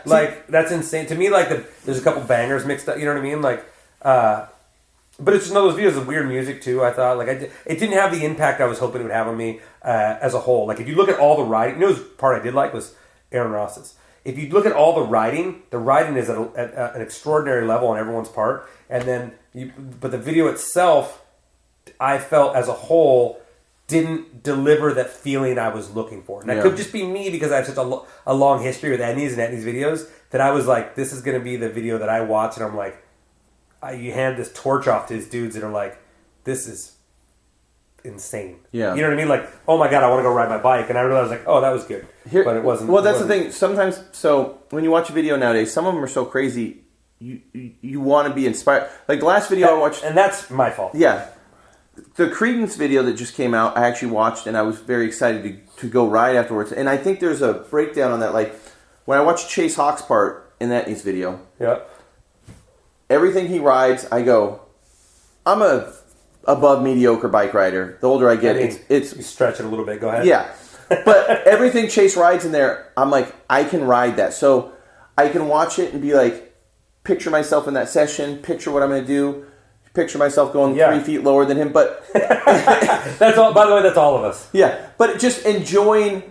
I'm like, oh, look at that spot, look at that pool, and I can bring myself into that part. It looks fun. Yeah. Then you have Nathan's part, which Nathan's part is so mind-blowing, but it didn't inspire me the same way as Chase's because I go... Can't relate to it. I go, even at my peak of riding rails and stuff, I can't even touch... Yeah, because Nathan's like Thor.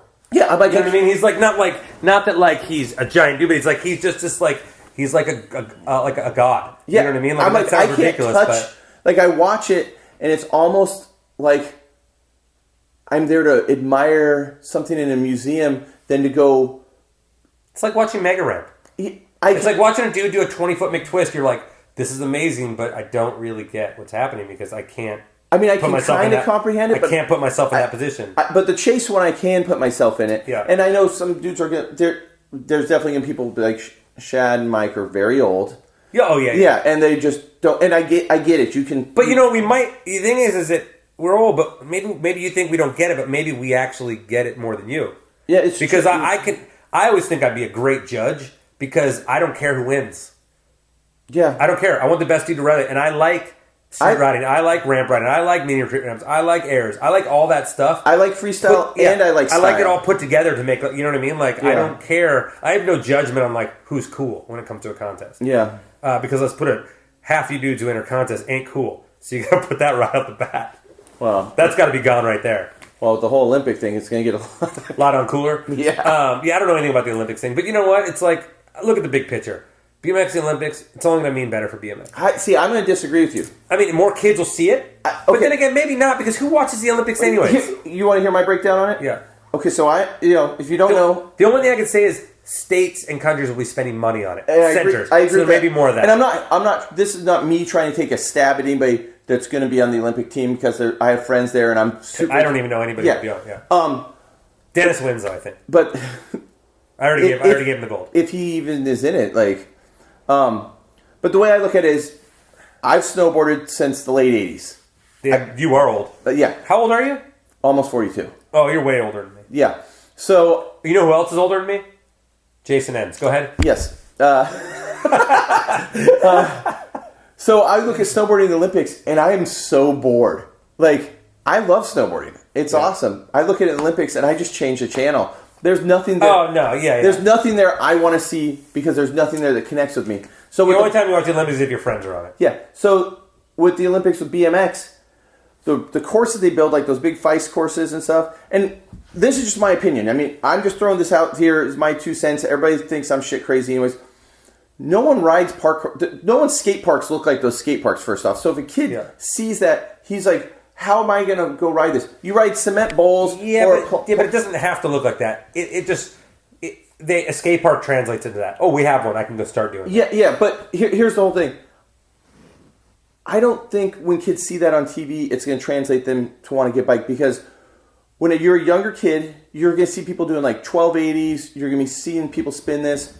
A lot of dudes that are in those contests, especially when it's going to be presented in the Olympics, it's going to be in like a strict uniform. Yeah. But you got to think, but that's a different person. Like the sports change. It's different. The kid that you were got into BMX is not the same kind of kid that gets into it now. Let me finish with it. So a kid's going to... Well, hurry it up. This is my podcast, not Shad's.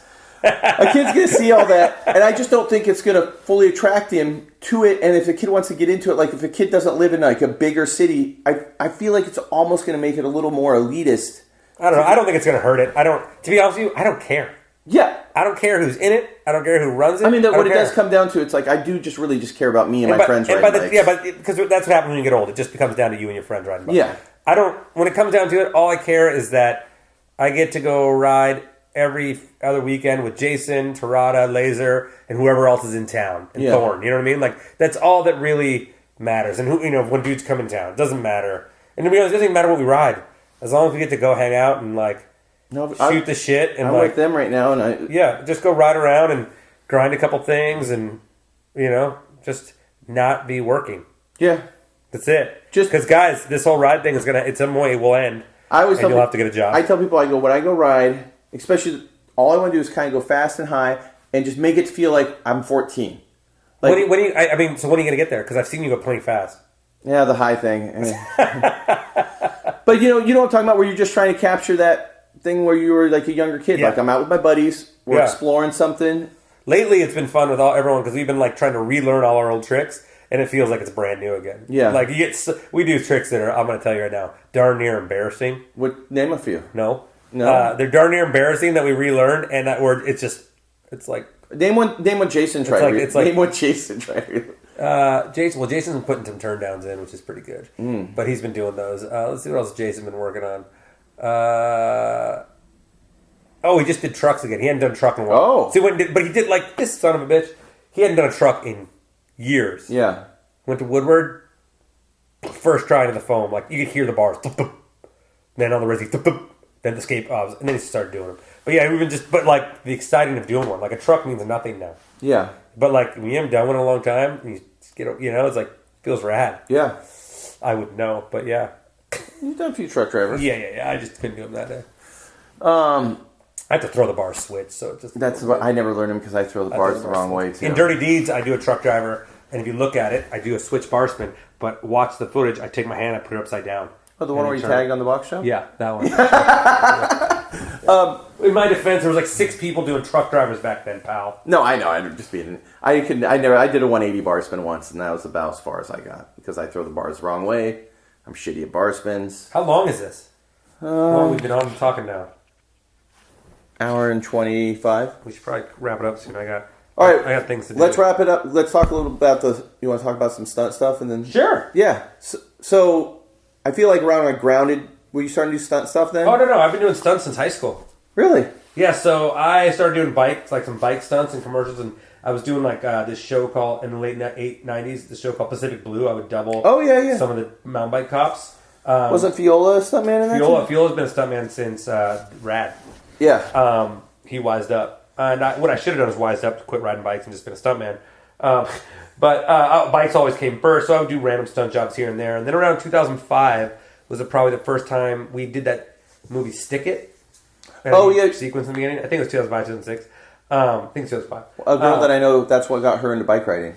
So I designed that stunt sequence in the beginning. Yeah. And so they had kind of had one design, and then I redid it to make it better. Which was actually real. I did that whole thing. I fueled the ladder 360 and then dropped in the slide. It's pretty scary. It was all 4 feet wide. It was sketchy. All like scaffolding coming off the house. But so then after I did that job, Jimmy Romano, I think, was he was coordinating that or co-coordinating it, and his first job, someone hired me and let me do something besides bikes. Yeah, and it was for like a show called E-Ring, I think, and I just played like drug dealers, like henchmen or something. Yeah, getting shot, and then it was job after job, and then then we did a Mall Cop, and that was pretty big. Yeah, stunts and it being actors in it too, and then I did I've done quite a few, a lot of TV shows. I wish I could remember them all because I didn't put them on my IMDb back then, so I can't remember them all. But you got like Horrible Bosses 2, American Sniper. Oh wow. Captain America, Winter Soldier, Ant-Man, Guardians of the Galaxy 2. Walking Dead? No, not Walking Dead. I wish. I almost had a car crash on that. Curb Your Enthusiasm, new Lethal Weapon show. I worked on that last couple weeks ago. I work on that again on Tuesday. Just worked on a new Marvel movie last week. Captain Marvel just started. Oh, the girl. Yeah. So I worked 3 days on that last week. So it's just plugging away at that. I mean, I wish I could work. If I could work every week, that'd be the greatest thing ever. Yeah. And then somehow we skipped all the stuff about stranger danger and all that stuff, but that's fine. Leave that for another one. Yeah, we can do that. Because that is an entire documentary. Well, I mean, we can always do another one. Someday. Yeah, I know you're kind of in a little time crunch today, so. But yeah, so that's it, man. And I try to do stunts, ride my bike about as much as we can. Yeah. We all go out, ride pools, and pool thing's a weird thing. Because it's like kind of popular now. Do you think you guys kind of brought it back? I mean, I don't know if we brought it back, but... I mean, it's always been there. It's always been there. I mean, I've been riding pools since the 90s, Yeah. First pool I ever was in high school. I remember one... another story. But it was pretty funny. I'll tell it. We were all riding this... There was a van show, and we were all riding this big pool at this park in it would have been Norwalk or something. Yeah. And it was all of us. It was all the POWs, bunch of dudes from England, and so the cops bust us, and they're we're coming through the fence, and we're telling his name and where we're from, and it was 20 of us, and everybody was from a different state or country. Yeah. And the guy was like, "Is this the Olympics?" And Akabak came through, and he was like, "What's your name?" He's probably 13. He's like, "Mike Akabak." He's like, "You better be lying to me. I'll knock your block off, Akabak."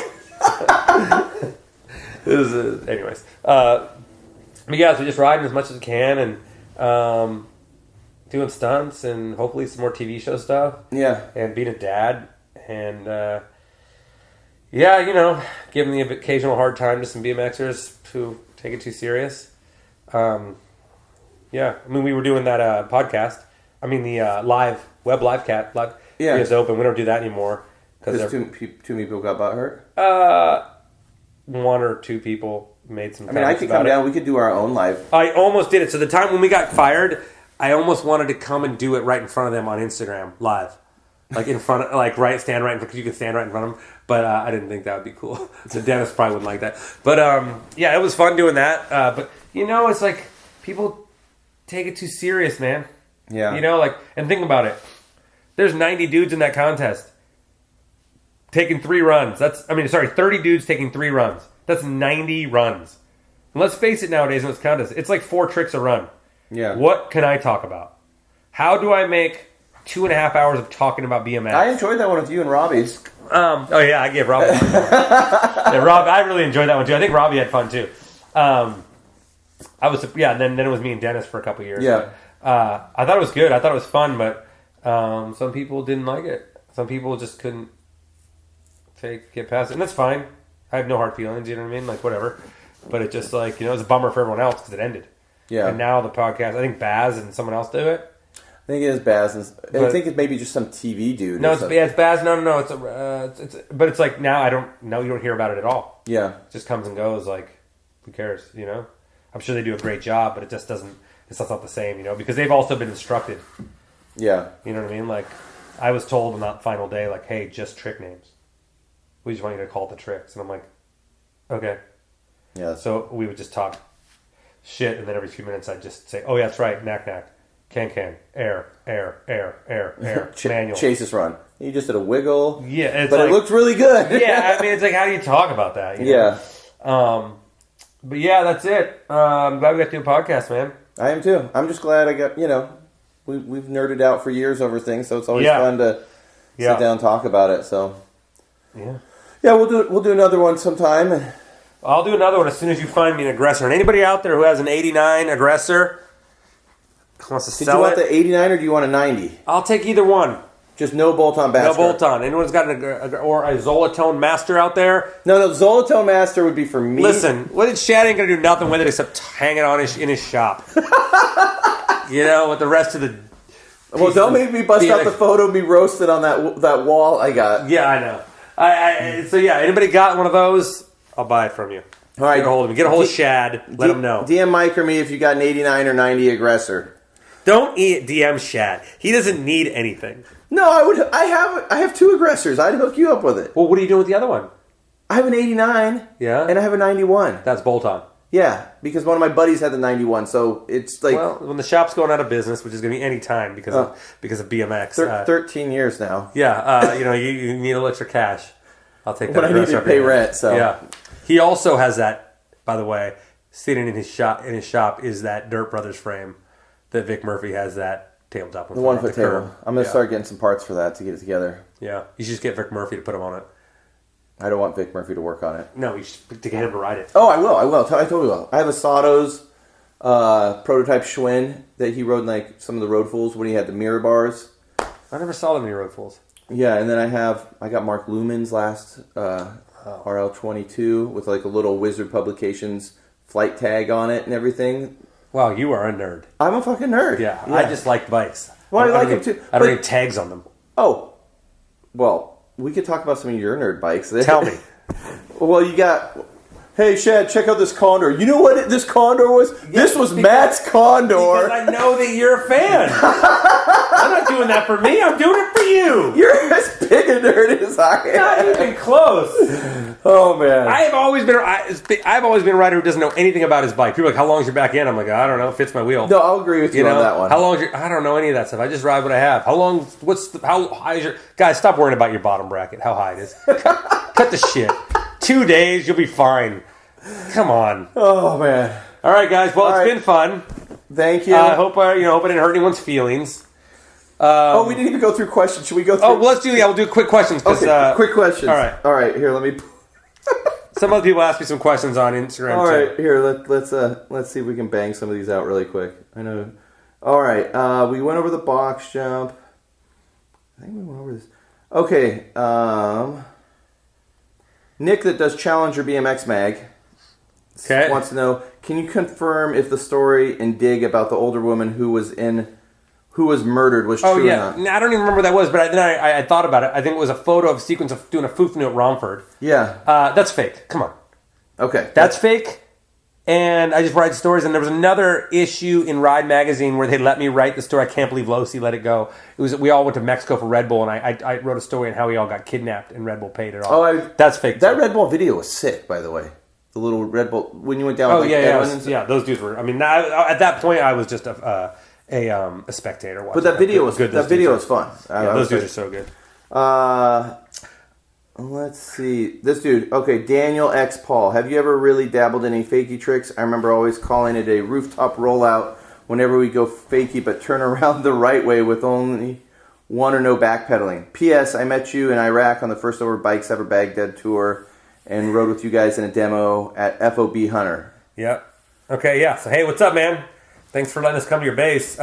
Yeah, I mean, what do you mean dabble in rollback? Did I just roll back longer? Are you guys waiting for me to turn around to go somewhere else? I think it's a short roll. I just did the short rollbacks because I was like, what are you going halfway across the skate park for? What's happening? Okay. When you're going backwards. I don't need to, do the, hey, guys, have a nice day, rad turnaround. You're living, because I remember Lucky used to give us a hard time, too. Lucky would be like, oh, rooftop, turn around fast. And I was like, yeah, because I want to get on to the next thing. I don't need to, it's not like a parade. Yeah, don't give them the feel of the wave. Yeah, don't give them the feel of the wave, which I wish I could do. Amos Burke. Reasons why you love the Flatland Fugitives. I don't know. No one knows what that is, but they were a bunch of Flatland dudes back in the day. Nate Hansen, Sean McKenney. Jesse Puente, I think. Who else? Edgar Placencia. They were just there. I mean, for me, it was just the dudes.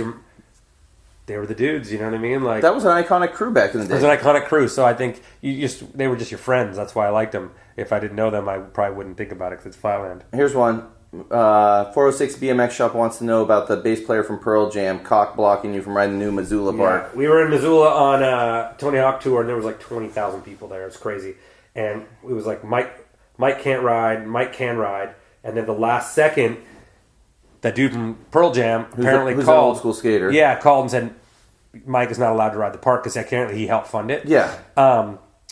And it was a big deal because Tony was like, if I would have known you couldn't ride, we would have not done the demo there. Yeah. The fact that bikes, there's anybody who's going to block bikers from riding skate parks, it's crazy. Skaters, come on. Cut the shit. Cut the shit. For real. All bike parts are plastic now.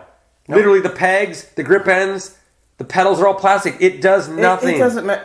But it doesn't matter. Listen, don't worry about the coping until you can get to it, motherfuckers. Don't worry about it unless you can get to it. I've grinded the same quarter pipe at Burnside since 93. Dude skated every day. Yeah, every day. And look, take your fingerless gloves off. Stop doing Benny Hanna flyouts. And you know what I mean? Then, We'll talk about it. But the fact that we have to argue about that still in 2018 is insane. Yeah. Like, if you guys would just get together, we could probably have more parks.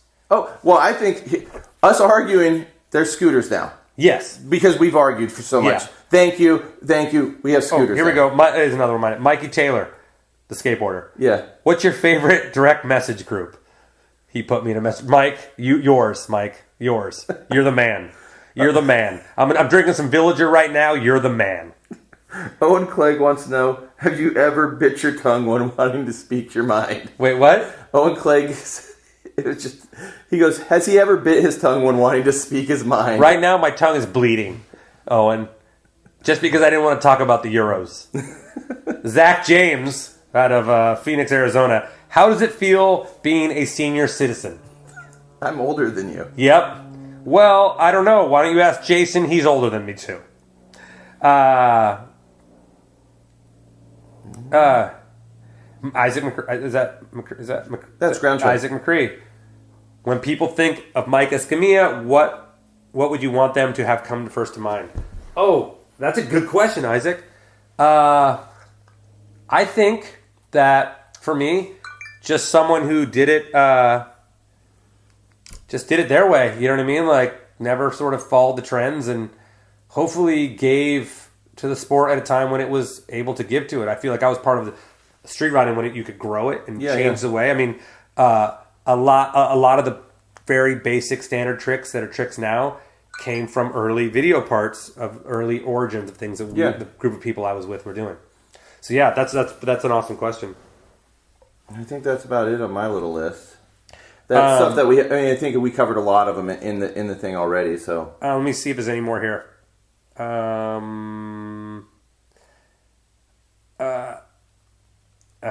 Let's see. Let me look at this right here.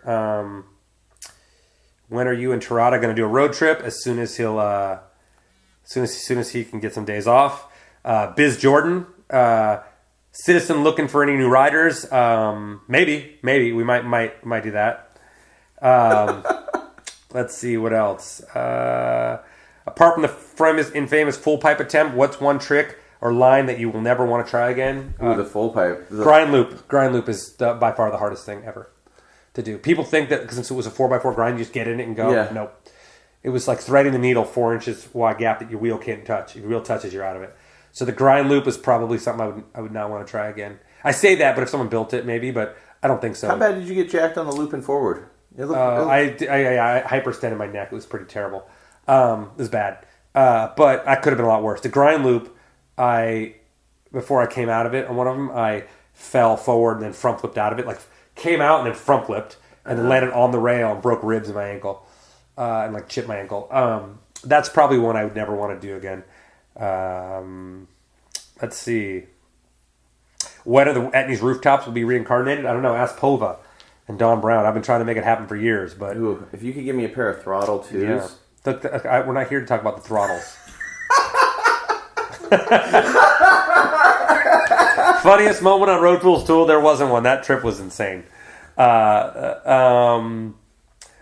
see. Oh, Road Fools, you met me on Road Fools too. Yeah, but like, don't put a bunch of bike riders in a van or in a truck and drive from Chicago to California and have almost no riding.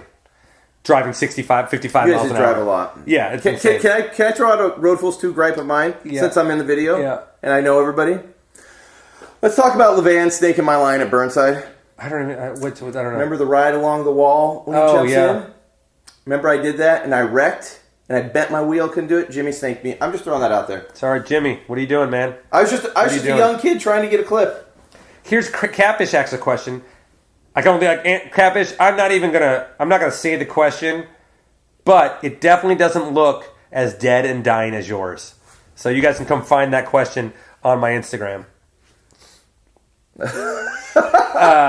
And then let's see what else. It's Terry Adams. Still my favorite section of yours in Dirty Deeds. Then you could still bar out of a rail. Yeah, I do. I think it would take a few. Thing is, barring up out of a rail up probably would be pretty easy. Down is way scarier. Yeah, because a lot of people. I mean, Terry, it would probably. I'd have to go work, get on my bars good. Is the HB rail still there? No, it's not. It wouldn't be a steep rail, but I could definitely, I could definitely still spin them out of a rail. I think if I if I wanted to take the slams. I would say it'd probably take me 5 or 6 tries once I got the balls up to throw them. You know, I don't gotta live like that. In the words of Jason Enns, I don't gotta live like that no more. Other than that, I think that's it. Yeah, dude. All right. Thanks. I mean, that was like a brief history of nothing, but yeah, it was still fun. Yeah, it's all good. about, see, it was just all about fun. I told Shad, like, you better be prepared. Don't come in here with a bunch of like There's no ums. No, you did. It was good. All right, thank you, buddy. All right, thank you. All right, have a good one. All right, thanks, bye, guys. Yeah, follow me on. Oh yeah, do you want to thank anybody or? No, you don't have to follow me, but yeah, I thank everyone, man. All the people who helped me. I mean, right now it's United, GoPro, LifeProof. Those are the big ones, I guess. But thank everybody, man. Everyone's gotten to ride with me. Or, I mean, everyone I've gotten to ride with. I meant like everyone's gotten to ride. You know, I gotten to ride with. Yeah. Everyone who's ever sponsored me. Bash guards. Just dudes, just being real out there, like, you know, like, and you know, there's no person more hated than someone telling the truth. So all those people out there telling the truth and just living it, yeah. All right, live it. All right, thanks, guys. Bye.